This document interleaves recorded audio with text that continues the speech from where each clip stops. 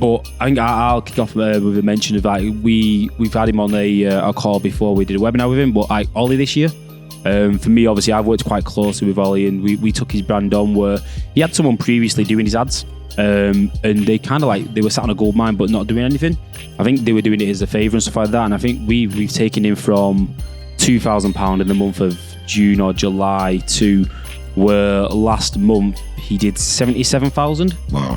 And the crazy thing is as well, he's actually packing himself. I've worked with so many members this year, but I think the main thing is that they all say is like they actually understand what their business is about now. Whereas before, when it is kind of just drop shipping, generic kind of information on there, it's like, I'm just kind of selling someone pet else's products or whatever. But you're selling someone else's product, aren't you? And then when they've got their brand portfolio, it's like, I get it now. Like I can see, it's almost like sometimes when you talk about branding, it sometimes feels a bit like mysterious. And like until you can actually like have it on a bit of paper, and I know I always talk about creating that feeling that you want to provide to your customers, but when you can actually see it in black and white and then you get that feeling, you're excited to then, push that forward onto your customers. It speaks volumes now when you consider what is actually a job or what is a desired job. I think like influencer, YouTuber is probably the most desired job out there now. Yeah. Like you don't want to be a policeman when you grow up. You don't want to be a fire. Do you know what I mean? I used to be a fire truck. But like I said, you're not growing up being inspired by that no more. You're inspired by the people you see, the influencers and the people, and that speaks volumes in terms of digital marketing.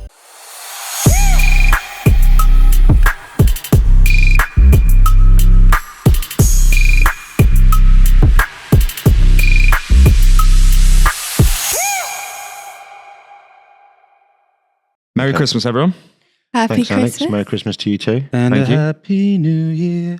Beautiful. Good How tidings. has your year's been? Really good to be fair. I think it's been an interesting one because I think we all constantly work in an evolving situation. So I think it's been up and downs. I think there has definitely been points where you've constantly got to be evolving, constantly got to be learning in this situation. So I think it's always good.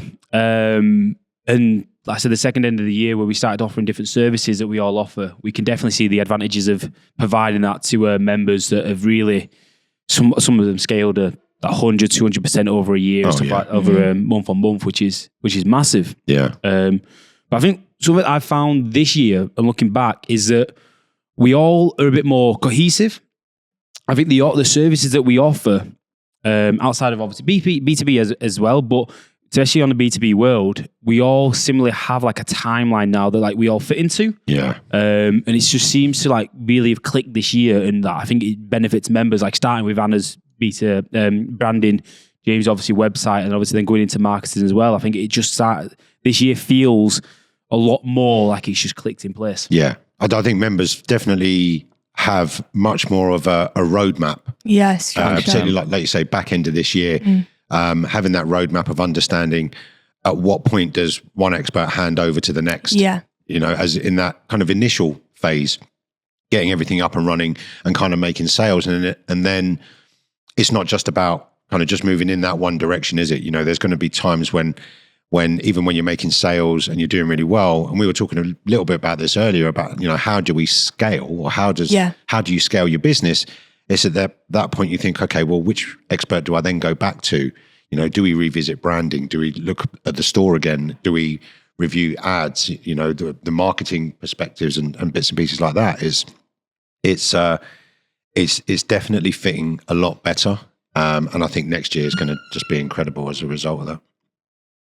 Yeah, 100%. I think we can always, and we are always evolving as a group, as a collective, and from our mentorship, we're always trying to, find out what's going to get the best results. And then once we know what's getting the best results, we're then doing our best to then pass that on. But then equally, it's then pass on to, for example, myself, then to Anthony, who then will do the B2B for me, then to B2C level. So then it's not just one direct route that the members are winning. It's from every angle, like yourself as well, as a website, your branding.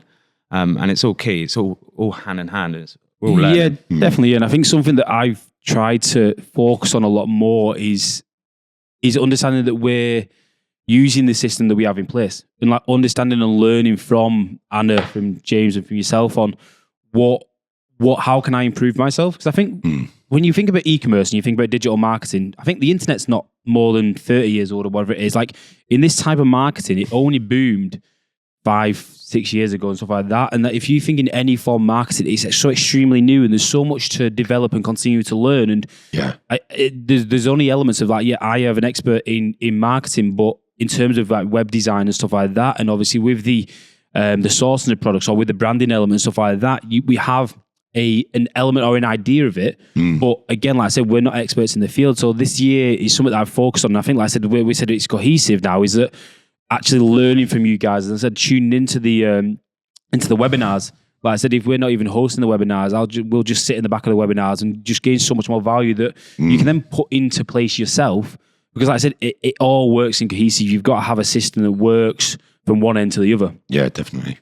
I think, like I said there, we're all learning as well. Like we're all combining our own skills. And like you said there, jumping on each other's masterminds so that then, for example, I will learn or you would learn or we will learn when you're teaching and then vice versa. So that we can then give the best advice, not just our lanes, but overall. Yeah, naturally with like e-commerce or anything, you're only going to know what you know in like this period. So we have to be really careful that we're staying on top of like trending topics, which like we all work together to do, whether it's part of branding or websites or anything new that we see. So we have to make sure that we're clued up to pass that information on to all the members. Yeah. And the industry changes so quickly as well. You know, it's not just about like the industry changes, and we talk about, you know, we've said in the past, like, you know, you can learn bits and pieces from YouTube. Yeah. But as soon as that's published, it's out of date. Yeah. So, you know, going back and watching old stuff all the time may not work when you try and put it into practice. Whereas we try and stay on top of what's current, what's working right now, what might be working in the future, and then bring that to masterminds, to training system, to all that kind of stuff. It's real life case studies, isn't it? Yeah, yeah. And I think it speaks volumes on when you think about how much we've put into the training this year, how many different training videos that we've done, and like how we're constantly evolving and stuff like that. I think, like I said, the year of 2023 has very much been about learning and growth. Yeah. Not just in businesses. And like I said, we can speak endless about the success, and I'm sure we will mention a couple of people, the members that have done really well, but like the learning and the growth that we've developed ourselves and continue to develop. Like I said, we're putting so much into this year where we've gone on probably double the expert retreats and stuff like that to try and make sure that we have the videos done. We've now involved podcasts and stuff like that to give you different formats as well. Like I said, there's so much more that we're trying to get to you guys as quick as possible. Accelerators. Accelerators. Do you know what I mean? Which we feel like and is the business important. plans, which I think have gone really well. Yeah. Because it just gives everyone that overall structure of what you need to do. It keeps us sharp, doesn't it? Because then we're having to go away and do our own research and thinking, is that knowledge that we're teaching the best it can be? And then going away and learning if there's anything else we can implement, and they're the perfect times we can implement it while the training's still live, while it's still. I think the proof's in the pudding of the experts, of the results that we're seeing, like outstanding B2B results. We consistently see it. Yeah. And like I said, we have honourable mentions for B2B and B2C. And again, affiliate marketing as well. I don't think it's spoken about as much, but it's definitely something that some members are doing really well with affiliated marketing. And again, that's the understanding of the taking concept that is taught within the mentorship. Yeah. But I think I'll kick off with a mention of like we've had him on a call before. We did a webinar with him, but Ollie this year. For me, obviously, I've worked quite closely with Ollie, and we took his brand on where he had someone previously doing his ads. And they kind of like, they were sat on a gold mine but not doing anything. I think they were doing it as a favour and stuff like that. And I think we've taken him from £2,000 in the month of June or July to where last month he did 77,000. Wow. And the crazy thing is as well, he's actually packing himself. Yeah. He's still packing. I don't know how. Oh yeah. I don't know how he's doing it. You talk to me. He's literally always saying he's up to his neck in it. Like, he loves it. He loves it. But with that, he's also got his, from a B2B capacity, in over 20 petrol stations as well. Yeah. So he's literally hitting it from all angles and listening to everything that we say to him. Yeah. And he's proving exactly, you put the hard work in, which he already has, but then with our sort of different backgrounds, you will get results. Yeah, I think I remember when we started off this year, we were saying how, what drop shipping is a great way to start. And we had a load of members that were in drop shipping, and we all said we need to move people from drop shipping to white and private labeling, because that's where we build the empire. And that's for them where to the feel profit is. Confident to do that as well, because you don't want people to jump. Yeah. But you're always going to feel a little bit uneasy, but them to feel like I actually feel confident to invest my money. If you look at all the members that have done really well, and I'm sure we'll talk about a few more, the common theme is they've got their own brands. Yes. Yeah. They've got their own brands and they've actually implemented it. And that's where they've really scaled. It's like where you look at Amy and Steve with their store, Little Lions Club. Little Lions Club. They kind of went, right, we're going to go white labeling. They were drop shipping for a while and said, okay, we're going to do this. We redesigned their store. They got some proper content. They had Chanel do some of the videos. And, we really went to town on the website and completely redesigned it. And what are they doing now? The last count, they was doing like $9,000. I think they've done $9,000 in a very somewhat saturated market as well. Yeah.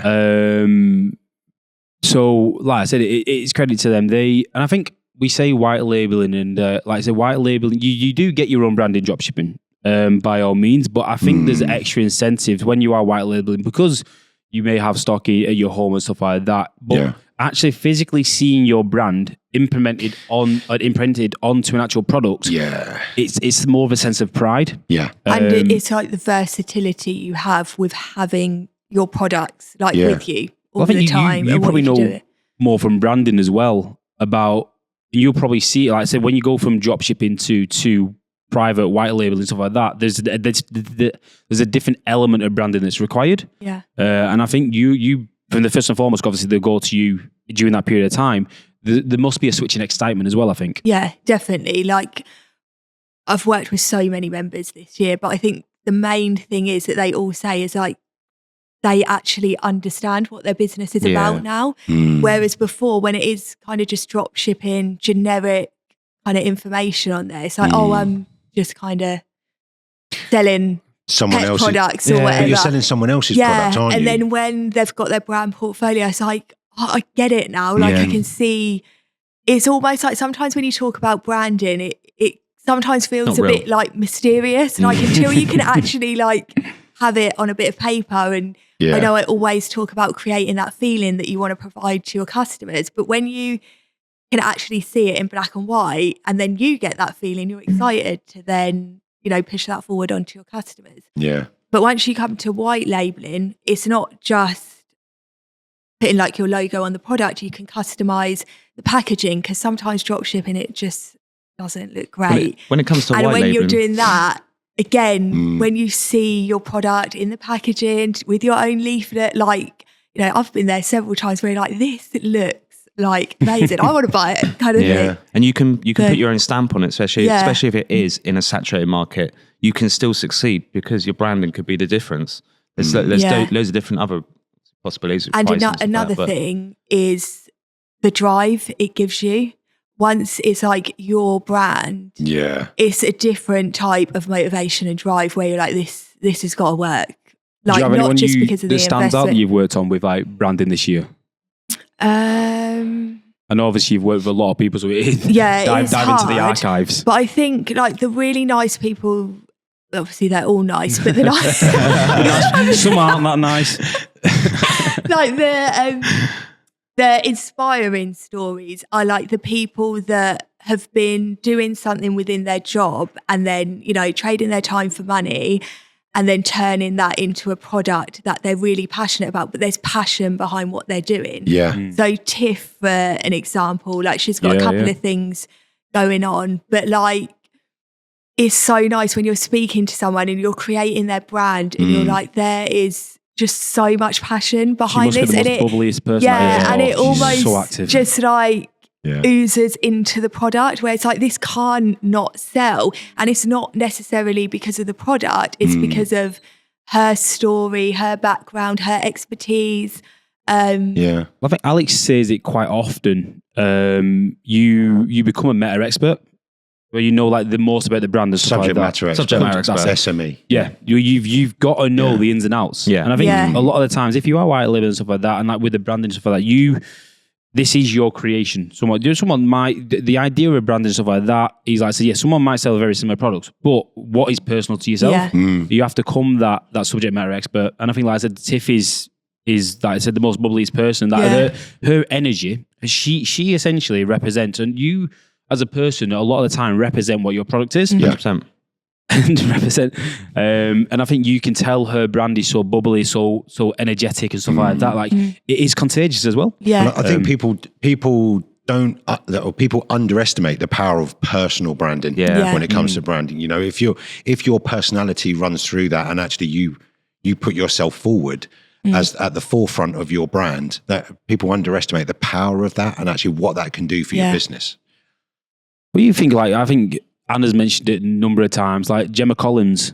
She is a personal brand, and a lot more influencers now are becoming personal brands. Yeah. And the great thing about her is, I believe she is like really clued up. She knows 100%. exactly what She she's knows what doing. she's doing. She's Oh, not. yeah. Joey Essex It's not like that. Yeah, exactly. But the great thing about her is people are watching it, just thinking she's, just being herself. Like it's not everything is strategically done. I think and she's making so much out of it. Volumes. It speaks volumes now when you consider what is actually a job or what is a desired job. I think like influencer, YouTuber is probably the most desired job out there now. Yeah. Like you don't want to be a policeman when you grow up. You don't want to be a fire. And do you know what I mean? I used to be a fire truck. But like I said, you're not growing up being inspired by that no more. You're inspired by the people you see and the influencers and the people, and that speaks volumes in terms of digital marketing and how the modern age now. I don't know the last time I looked at a newspaper or even looked into an advert as a newspaper. That level of marketing, and like I said, it's kind of been a boom factor. It's come and instantly hit. Yeah. TikTok this year has thrived, come from like very little to now it's also all over the place. Like constantly looking into like X at the moment, or was Twitter and stuff like that. Elon Musk obviously purchased that. He's a marketing genius. Oh yes. That will be a platform I don't know when it's going to take off, but that will be a platform, the next one that takes it. There's so much to look forward to. But like I said, and again, bringing it back to 2023 has very much been a year of learning and a year of growth. Yeah. But like I said, so many people that we've worked with, and like I said, I'm sure Alex will mention some people with B2B deals as well. But again, like I said, that constant drive and the determination, they've not just been successful for 1 month. We can mention 20, 30, 40, 50 members that have been successful, and like that level of desire, that when they taste success, they want desire, they want more and more and more. And like I said, that's why we take people to the levels they are. And so what, coming onto B2B and kind of obviously the deals and the really successful deals, what has been those common factors amongst those members in achieving what they've achieved? I think it's doing the processes correct, as in sticking to the basics, and not being put off. I think that's one thing I've definitely noticed this year, and I wanted to highlight is not just, you get that knowing that either the email saying no, or you get the door shut in your face. Are you going to give up? Well, no, of course not. You're going to keep going because it's your brand. You want to really push it. So, for example, Anish, who's got his deal through Wetherspoons over 500K, 8 times he had to send an email. Imagine if you just gave up after the first or second and didn't get replied. That's the same with it's exactly the same with B2C though. 8 times he didn't get replied, and then they, right time, right place. It's like, I'm sure, like, I don't know for you, I always bring this up all the time, but ASOS, they will message me about 5 times a day saying, these trainers are on offer, the first 4 times, wrong time, wrong place, I won't even look at it. But the 5th time I might have just organised plans and I think, actually I do need to get something now. I think they say you need to see a product 4 or 5 times, even subconsciously. I think it's more than that. Something like that 10, before you, but talking about Anish, Anish is like on a religion. Anish, but talking about Anish, he'll be able to know what is the success and the relationship he's built, and because he was doing the packaging, wasn't it? Yeah. I'm pretty sure that single-use plastics have now been banned. Yeah. So again, he now can take it further from the packaging now to single-use plastics and like the stuff like that. So the contacts you make, like I said, that level of being persistent. I think there is a theory out there and stuff like that, and it's something I learned when doing door-to-door sales. Is that you have to have the correct attitude. Going to over 100 doors. Yeah. Only on average, one person will reply, or one person you'll sell to one person. But if you don't have the right attitude, every 100 door, no one's going to look at you. No. You've got to have that level of resilience. Yeah. Of okay, this is going to be my next sale. It might not happen, but that one sale. And I remember I learned very quick because I was on a commission only when I was like 18. And I remember one day I got one sale and I think I made £10 for that day, but I was on the street for like 8 hours. Yeah. And from my wage, I got like 80p for 8 hours and stuff like that. I was like 80. I've got a similar story. So I used to do B2B sales on the phone, and you have to, I don't know, call 200-300 people in a day. Well, you actually might get past the gatekeeper once or twice. So a gatekeeper is basically a receptionist, for those who don't know. No, he's not in. This person's not in. This person's not in. Oh yeah, I'll pass him over. And you think, oh shit, I didn't even practice the script this far because I don't get this far. So you've just got that one opportunity to do it. But yeah, no, going back to the consistent thing is, for me, what I've noticed is not giving up. And that can be across the B2C, B2B, across the board. With B2C don't give up. as well. Because there's a lot of like members where they do kind of come to you and they're like, oh, what can I do? And it is just figuring out that piece of the puzzle that needs to be changed, or finding that ad creative that's going to work. And then I think people are very quick to forget that no matter what they're doing, and this leads on to like what people can do to level up, is no matter what they're doing, there's always an element of data collection. There's always an element of A/B testing and stuff like that. And I did it on the last webinar, is that over the period of Black Friday, you may not have seen a sale, but what you have done, you've created data. You've now got more of a reference. You now can retarget that data. Your Instagram, your Facebook will have increased in value. So you can then create a new audience utilizing that engagement. But a factor of what we kind of see, if you are successful, obviously you're building that level of success. Something that can be a downfall is that when you get that success, is that you then move away from an expert. You might only then focus on, okay, I'm going to focus on marketing. Yeah. And you can like kind of forget like your branding a little bit more. And like, again, just to mention in November, obviously Mark Hemsley is fantastic at this. Yeah. He's constantly looking into innovative ways of displaying a banner on his website, or how can he improve his website. And I think you mentioned obviously his emails are unreal and stuff like that. Like, A/B testing is a way forward, and like being constantly in contact with a member. I think sometimes I have meetings booked in with people where they'll jump on a call and go, I've not got anything this week. I've just got it in place in case of the conversation. Then more than likely I'll speak to them and go, okay, what have you done here? And they'll go, okay, yeah, I've done this week. Okay, what have you tested? Oh, I've not tested anything yet. Okay, why have you not tested yet? Each week, no matter what success you've got, if you want to see more success, there's the way to scale. You can either scale horizontally, or you can scale vertically. Yeah. But like I said, A/B testing is where we want to be moving forward. Like I said, with the websites, it's pivotal. I think. Yeah, I was going to finish up and just say, I think moving forward, year 2024, the year of A/B testing, everything. Yeah, I think it's exactly that. If people want to scale, and kind of they've got to that point with the business where they're like, okay, I've hit this kind of mark. How do I now take it to the next level? Yeah. Then it's got to be about that A/B testing. And for those that are still kind of getting to that level, it's a case of next year, maintain your consistency, keep at it. So it's being consistent, persistent. Don't give up. Exactly that. Yeah. So like I said, 2023, year of learning, year of growth, development, like I said, for ourselves personally, as well as obviously growth within members. Yeah. 2024, continue testing. Yeah. Use our members, speak to us as frequently as possible. Mither us. If we don't reply, we always reply. Just mither us, speak to us as much as possible. Yeah. Leech onto us, be in every webinar. And like I said, even if you're focused on B2B, be in a B2C webinar. There'll be ways where we talk to your subject matter lines and your subject lines, stuff like that. Yeah. But thanks for listening today, guys. Merry Christmas, guys. Merry Christmas. Thanks. Merry Christmas. Have a good New Year. Smash it next year. Yeah. Let's do it. Let's go. Let's go.